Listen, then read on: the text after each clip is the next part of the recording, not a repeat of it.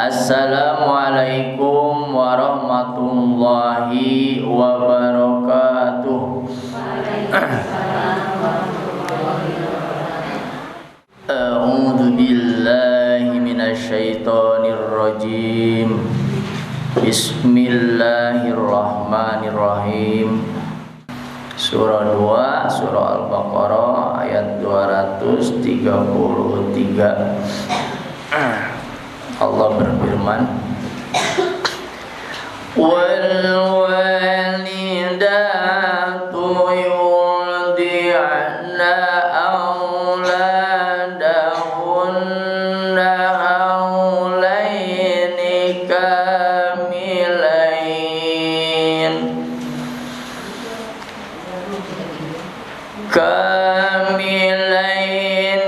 liman arada ayyutimma radha'ah.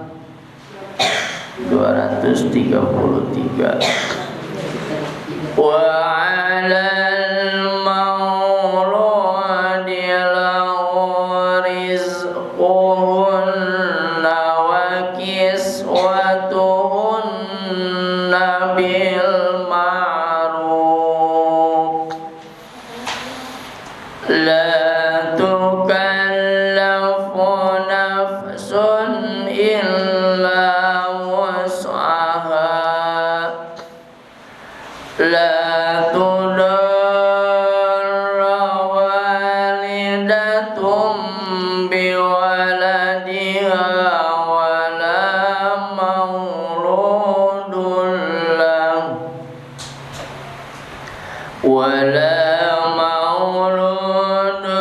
lahu biwaladihi wa 'alal warithi mithlu dzalik fa in arada fisalan ataradim minhuma wa tashawurin fala junaha alaihima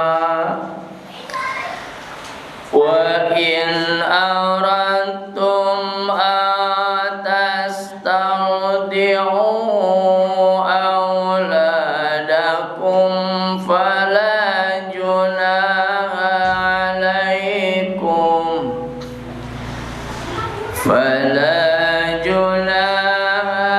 alaikum idza sallamtum ma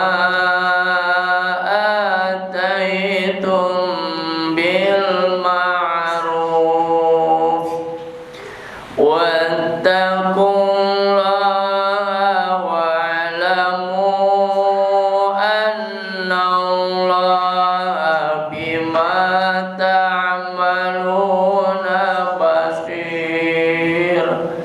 Shadaqallahu alim. Di dalam agama Islam bahwa kita seorang ibu atau seorang bapak ya memiliki hak dan kewajiban terhadap anak-anak kita. Tentu kewajibannya adalah yang pertama memelihara, mendidik, menjaga, memberi nafkah, pakaian, dan segala urusan yang bisa menyenangkan, menyelamatkan anak kita dunia dan akhirat. Itu tujuan pokok dari adab ini. Di satu sisi kita menuntut agar anak kita menjadi anak yang soleh, solehah. Di satu sisi kita menuntut, menginginkan agar anak kita menjadi anak yang pintar, berbakti kepada orang tua, taat beribadah kepada Allah, taat kepada Rasul. Di satu sisi kita menuntut terhadap anak seperti itu. Tapi di sisi lain kita ada kewajiban terhadap anak kita. Di dalam ayat yang tadi diangkat dari 233 dari surah Al-Baqarah, Allah berfirman, wal walidatu yurdina auladahunna. Wal walidatu kalau ujungnya pakai ta berarti dia perempuan, berarti ibu. Wal walidatu dan para ibu, yurdina hendaklah mereka menyusui, auladahunna anak-anak mereka, haulain 2 tahun. Jadi ini tuntutan kewajiban kita terhadap anak yang menginginkan ya kesempurnaan dalam proses pembentukan anak. Kewajibannya menyusui 2 tahun. Kamilain yang sempurna, liman aroda bagi orang yang dia inginkan. Jadi kalau kita menginginkan menyempurnakan susuan 2 tahun, maka itu dianjurkan oleh Allah Subhanahu wa taala. Ayyutimma rado'ah bagi yang ingin menyempurnakan penyusuannya. Jadi sempurna susuan itu selama 2 tahun. Walal mauludi dan atas ayahnya. Jadi yang tadi mah walidatu dengan ta tanis ujinya berarti menunjukkan muannas atau perempuan, berarti ibu. Kalau yang ini mah mauludi berarti bapak. Dan atas bapaknya lahu baginya, bagi istri dan juga bagi anaknya, rizquhuna ada kewajiban memberi rizki, istilahnya memberi nafkah ya. Wa kiswatuhunna dan juga memberikan pakaian bil ma'ruf dengan cara yang baik. Asik cek ibu-ibu teh nuntut kasih ayah dak belum dibere pakaian hayang glowing pakaian nuntut kasih ayah tayah ayah tak ieu kewajiban bapak teh kudu mere pakaian ka istri jeung ka anak. Tuntut ibu teh ti dia jigana gitu. Ya, tapi ingat ayat selanjutnya, la tukallafu nafsun illa wus'aha. Tidaklah dibebani nafsun seseorang illa wus'aha kecuali menurut kemampuannya. Kira-kira misal acukna nu cekap 100.000 mah bu ayahna ulah nyieunkeun anu harga 1,5 juta tuh karunya kasih bapak. Ya, kayak nuntutnya berat, kayak akhirnya si bapak melakukan hal-hal di luar rezeki yang halal. Gaji 1,5 juta misal, pakai makan, pakai itunya 100.000 kicri-kicri keur meuri duit tiis istilahnya sesa. Ya, pesen kenangean mangga tapi ulah 1,5 juta ada mau cekap atuh. Plus. Jadi la tukallifu nafsan illa wus'aha, sekemampuan kita. Yang penting istri, anak bisa menutup aurat dan pantas layak dilihat masyarakat sekitar. La tudoro, janganlah menderita walidatun seorang ibu itu biwaladiha karena anaknya. Ibu teh saking punya atau budak teh kabelan buntal banting nyiksa sorangan gitu. Mun ikhlas mah teu naon, kadang-kadang sok aya tungtuna. Tisu budak pikeun ka burang can anggus barang gawe geus kudu kitu kudu kieu. Kade itu teh. Ya, makanya jangan merasa diberatkan wala tudar, dan janganlah kalian menderita. Ya, walidatun seorang ibu biwaladiha karena anaknya. Wala mauludun dan juga janganlah seorang ayah lahu sama biwalidihi merasa diberatkan karena anaknya. Ya, sakingnya anak ke anak akhirnya orang tua bekerja di luar kemampuannya, di luar batas, di luar aturan, akhirnya memberatkan. Jadi bagi kita kalau melihat fenomena seperti ini seadanya. Aya atuh jang meuli motor meuli, aya jang meuli mobil meuli, saayana we pokona mah. Atuh teu aya atuh meuli naon anu aya. Ya. Daya nama ibu gampang atau yang gonta-ganti mobil gampang, tinggal Grab bungkul. Bayar sehari tahun ngeunah teu ngisi oli, teu ngisi bensin, teu ngompa, teu ngomean, numpakan unggul bayar sehari tahun sarua jeung nyicil lain nyicil mah teteh nyicil mah can bayar bulanan, can ganti oli, can bayar pajak. Naik Grab mah kudu bayar pajak, awis bayar pajak. Ya. Nah, bagi kita seadanya saja. Apa yang hari ini kita dapatkan, syukuri bahwa itu adalah rizki dari Allah Subhanahu wa ta'ala. Wa 'alal warisi, dan juga sebaliknya, dan bagi ahli waris yaitu anak-anak kita mislu darik juga seperti itu, jangan memberatkan.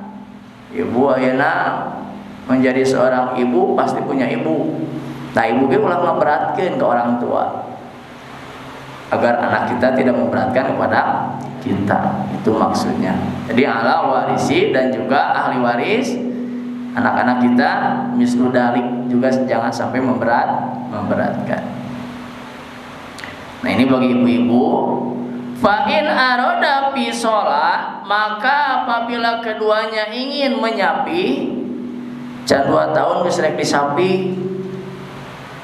Bu, bisi ibu berat nyusuan can 2 tahun badai disapi, maka harus ada musyawarah. Ini ayatnya.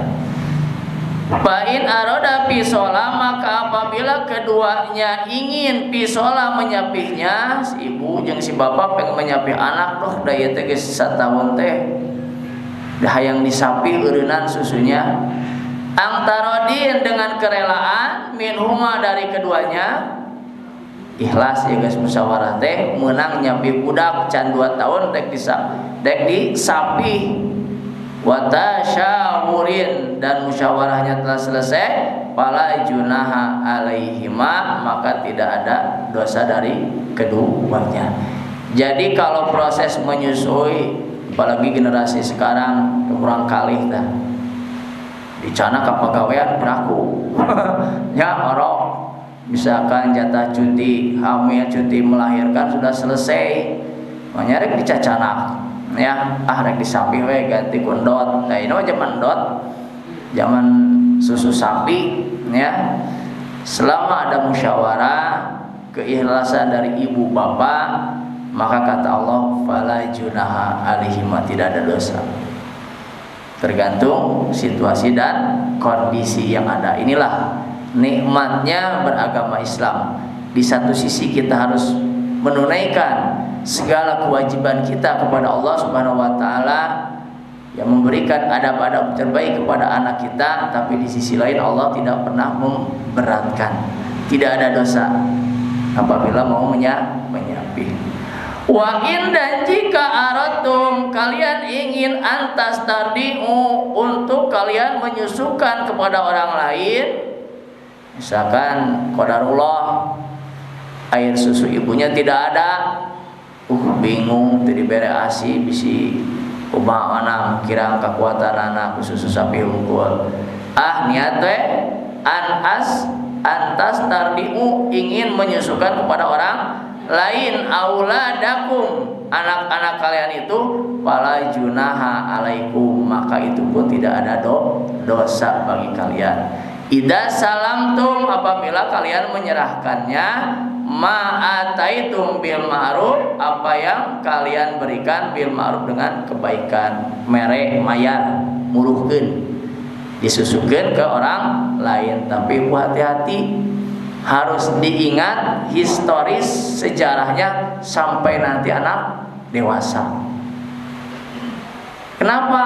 Jangan-jangan yang menyusui anak kita itu nanti punya anak laki-laki, anak kita perempuan, disusukan kepada dia, suatu saat timbul dewasa umur 20 dia menikah, haram hukumnya.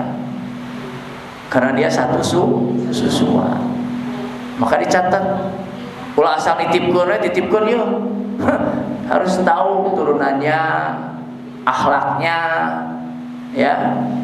Kalau kita tidak tahu akhlaknya, disusukan kepada sembarangan ibu, misalkan punya tabiat buruk, nurun atau keburukan anak-anak orang, darah dagingna ke anak kita, maka hati-hati. Walaupun Allah memberikan keringan, fala junah, tidak ada dosa, maka tetap kita harus berhati-hati. Yang pertama, tabiat, akhlak yang mau kita titipkan. Yang kedua, jaga sejarahnya, jangan sampai dia nanti punya anak menikah dengan anak yang anak kita yang disusukan. Tuh, kita harus hati-hati. Wattaqullah, dan bertakwalah kepada Allah, wa'lamu, dan ketahuilah oleh kalian, annallaha, sesungguhnya Allah, bima ta'maluna basir, terhadap apa yang kalian kerjakan itu Allah Maha melihat. Yang pertama, adab kewajiban kita terhadap anak kita adalah menyusui, memberi nafkah, memberi pakaian. Yang selanjutnya, kewajiban kita adalah memberikan pendidikan. Ini sangat penting. Kalau anak kita tidak diberikan pendidikan, wabil khusus terutama pendidikan agama, maka anak kita hati-hati. Jangan setelah nanti dewasa anak tidak bisa beribadah. Jangan nanti setelah anak kita menikah itu bisa mandi junub aja. Jangan sampai anak kita nanti sudah tumbuh dewasa tidak bisa menjalankan perintah Allah. Kewajiban kita adalah memberikan pendidikan, terutama pendidikan agama. Di dalam surah Tahrim yang sudah kita hafal, ya ayyuhallazina amanu, wahai orang-orang yang beriman, ku anfusahum, jaga diri kalian, wa ahlikum, dan keluarga kalian, istri, anak, suami, cucu, keturunan-keturunan kita itu, jaga, pelihara, naron dari api neraka. Artinya apa? Artinya anak kita harus betul-betul diberikan pendidikan agama. Masukkan anak ke tempat-tempat pendidikan agama. Pak, ke swasta masuk rada mahal nyata gitu. Ya, menikah negeri murah, ya gratis. Hati-hati pun, jangan harga karena kita mengharapkan gratis, kemudian anak kita tidak terisi akidahnya, tidak terisi tauhidnya, tidak terisi ilmunya dengan ilmu keagamaan. Hati-hati, karena hidup itu bukan di dunia saja, di akhirat nanti kita akan dituntut. Begitu anak mau masuk ke dalam neraka, naudzubillahi min dzalik, anak menuntut, ya Allah jangan aku masukkan ke dalam neraka, karena ini aku tidak tahu, ibuku tidak mengajarkannya, ibuku tidak memberi pendidikannya, ditarik ibuku, bapaknya sama ditarik. Ini permusuhan antara anak dan bapak akan terjadi di yaumil kiamat. Maka wayah namanya sampaikan ketauhidan agama itu kewajiban kita sampaikan. Pak, David geus maksimal ngadidik murah kali teh geus maksimal. Alhamdulillah. Takdir anak menjadi apapun qadarullah, bukan kekuasaan kita manusia, tapi takdir Allah Subhanahu wa taala. Tapi kewajiban kita, ikhtiar kita maksimal mendidik anak mendapatkan pendidikan agama. Oh ya. Cekasan itu bukan naon daripada anak itu bukan ilmu agama. Cekasan naon itu. Kita punya harta sedikit, mending didik anak dengan keagamaan. Ayah bisa pesantren ke anak mah. Ada orang mau kadang-kadang tuh mampu mendidik anak dengan bab agama, tuh mampu. Masa kita mampu? Mau mampu mau aku sorangan, jauh-jauh diantarkan ke tempat mulai. Tapi karena tidak mampu, ibu yakin tidak akan mampu mendidik anak sendiri di dalam rumah, lingkungan tidak mendukung, Bu. Mereka kena ngaji sampur ke barudak, bermain layangan, udah, emang musuh nauli. Tapi lamun dipastikan apa komunitas rutinitasna gitu. Jam 3 ngaji, jam 3 ka masjid, maghrib ngaji, komunitas malah nyampur. Tapi lamun di rumah aya TV, dak leutik si Upin Ipin. Ya, banyak gangguan anak di rumah itu. Bukan tidak bisa, tapi situasinya tidak mendukung. Tapi minimal ada pendidikan agama di pinggir, ada masjid, silakan masjid. Biasakan anak seperti itu. Ya, jadi berikan pendidikan agama itu kewajiban kita, karena itulah nanti yang akan menjadikan anak kita bisa menjadi sumber pahala kebaikan bagi kita, atau sebaliknya anak akan menjadi sumber malapetaka bagi kita. Ingat bahwa anak itu adalah fitnah. Di satu sisi dia sebagai amanah, tapi di sisi lain dia akan menjadi seorang musuh. Nauzubillah min dzalik. Berikan pendidikan agama yang terbaik. Satu tadi, berikan sesuatu, artinya rizki. Kemudian berikan pakaian. Kemudian yang selanjutnya, yang ketiga ini, berikan pendidikan agama. Yang selanjutnya, ikhtiar, tinggal ikhtiar, ya. Tapi pada Allah, takdir di tangan Allah Subhanahu wa Ta'ala. Jangan pernah terputus apapun kondisi situasi anak kita. Jangan pernah terputus. Bisa jadi hari ini doa kita belum dikabul. Bisa jadi hari ini, bulan depan, tahun depan doa kita belum dikabul dengan keinginan anak kita. Tapi ingat, selama hidup kita doa itu akan dikabul. Ya, dulu Pak Asep didoakan anak ku orang tua sing jadi ustad minimal nyampaikan agama dulu. Tapi kodarullah ada perjalanan lain, hiji rasa main bola, main bola, sekolah kalau itu main bola gitu. Terus kampung kata kolot ningali wajah itu bapak. Nah, itu di pesantren kan, tapi nggak jadi tukang main bola bisa. Main bola juga kodarullah beres sekolah di pesantren mau tialia bus ke pabrik cuma segera. Sekolah teh kumaha meureun dina hatena teu wasa we. Bus kapal kita doa kolot bertahun-tahun pasal geus umur 25 tahun cari kabul bu. Hayang budak nyampaikan agama gitu. Padahal ti sagede kieu tah abi diajak awas teh. Berikan itu sagede kieu.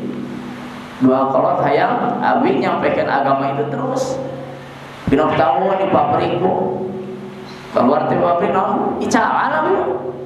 Sekolah begitu gua lagi merasa orang di kobol. Tapi orang tua itu tidak akan terputus doanya, terus dia berdoa.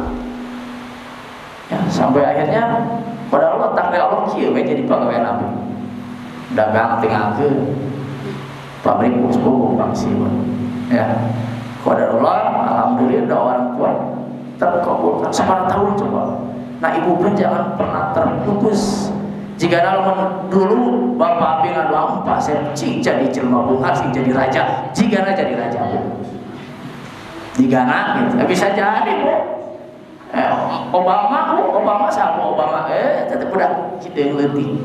Sekolah lagi di Jakarta tuh, rujit acan. Dia jadi presiden di Amerika. Sekolahnya di Jakarta bu. Saya menjawab presiden Amerika sekolah di Jakarta. Ternyata doa orang tua itu kuat. Maka jangan terputus dengan keadaan anak-anak kita hari. Pak ini budak teh berdebong doakeun we, ikhtiar bapak tahan muncrat cidu ibu kurang kali mama kamu ulah putus.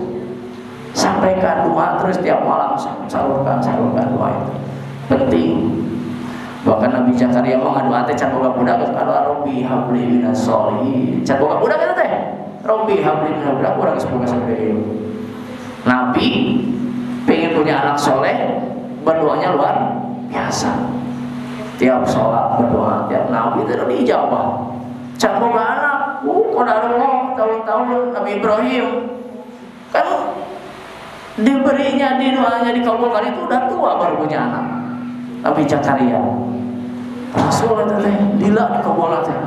Ya, komo urang. Maka bagi kita ada kewajiban di satu sisi kita rajin bekerja, rajin mencari nafkah untuk memberi makan nafkah anak, rezeki kita, memberikan pakaian kepada anak-anak anak kita, memberikan pendidikan kepada anak-anak kita. Mudah-mudahan takdir di tangan Allah, berdoa terus jangan terputus. Hayang jadi naon barangkali berarti.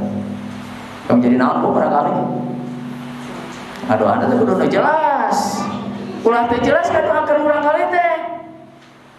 Mau ibu-ibu barangkali yang jadi dokter terus ya doa. Sing jadi dokter, aduh terus. Tong putus asa pada orang temampu, aduh terus.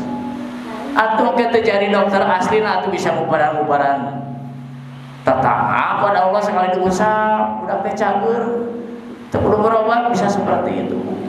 Dengan dua orang tua. Doa yang tidak pernah tertolak adalah yang pertama, doa orang yang teraniaya. Satu, tak hati-hati bu, ulah nyerikeun batur. Lamun urang nyerikeun batur, nu dinyerikeun urang doa hati-hati. Doanya tidak akan tertolak. Yang kedua adalah doa orang tua kepada anaknya, itu tidak akan tertolak. Walaupun berproses, itu pasti akan dikabul. Itu doa yang tidak akan tertolak. Hati-hati. Bagi kita, kewajiban itu adalah sebagai adab bagi anak-anak kita. Yang selanjutnya, baik-baik bawa adab dan terjemah mualafah. Di dalam hadis dijelaskan al-fitratu khamsun al-khitanu wal istihdadu wa qasul saribi wa taqlimul adfari wa naqdul ibti. Fitrah kesucian ada 5. Yang pertama khitan. Kalau anak kita pengen bersih sah sholatnya, ada kewajiban untuk dikhitan. Wayahna sunatan. Antep pasina panjang ulah penyakit teh dina kulub berarti penyakit. Salat teh sah cara compol teh nyalangkrung dina si manyun eta teh. Tapi kade oge beda candi sunatan sok aya nu kieu. Entong ka masjid ujang naon candi sunatan atuh beda mah ngompol di masjid eta. Di urang mah sok salah kaprah. Kan pacena di kukulum nanti ayat compol, itu kan beda ketutupan. Dari namun teu urang ge aya sagala aya. Tapi kan yang disebut najis itu yang terlihat, tercium. Maka udah ke masjid cari sunatan tong dicarek. Udah dicari ke masjid di sunatan geus SMP bisa, di wetan mah di wetan daerah Jawa SMP, SMA teh kan di sunatan. Ya, di urang masih mending lah, di sunah mah sok leutik keneh. Kalau dicari ke masjid geus segede kitu atuh ira ke masjid. Ya, jadi kita harus paham walaupun anak belum dihitan, ya, ke masjid mau udah dicari, udah mau nawan, ya, anak belum bisa pipi sendiri, wayana pemperan gitu, udah yang lagi gampang canggih, ya, ada kewajiban khitan bagi anak-anak kita.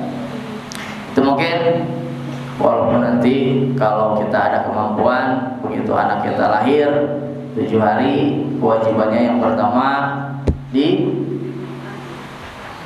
dipotongkan seekor kambing. Kalau perempuan 2 ekor kambing. Kalau laki-laki yang disebut akikah. Kemudian beri nama yang terbaik namanya, ya, namanya yang mengandung doa. Namanya ulah asal. Kenapa? Setiap kita memanggil anak, namanya itu berbentuk doa. Soleh tiap hari dipanggil soleh, insyaallah soleh, tapi dididik oke. Ya, itu anak itu harus punya nama yang mengandung doa yang baik. Agar apa? Agar kita senantiasa mendoakan tidak hanya dalam acara seremonial, sholat, ibadah-ibadah yang seperti itu, tapi di setiap panggilan kita kepada anak itu doa. Maka jaga mulut kita jangan sampai terucap kepada anak saking ambekna kesel ningali kalakuan budak semuanya terungkap eta ungin si monyet budak teh lain uji soleh atuh jika monyet sudah kalacak dan didoakan anak itu.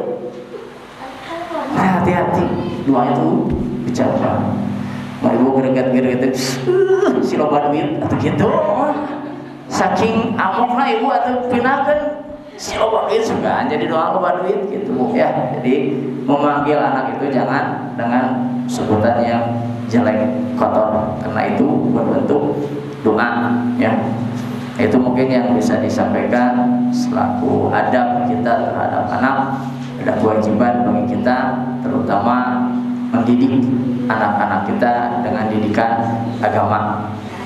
Kalau anak kita dididik dengan agama, kelak nanti dia berumah tangga akan jauh dari pendidikan agama. Kalau dia melakukan satu kesalahan jauh dari agama, maka dia akan sulit untuk bisa mengevaluasi dirinya. Kenapa tidak tahu apa-apa tentang agama? Padahal bagaimana Sayyidina Umar yang tadinya preman ya, tapi menjadi ahli surga karena apa? Karena ada didikan agama dari Rasulullah Sallallahu Alaihi Wasallam, ada akhlak dari Rasulullah Sallallahu Alaihi Wasallam.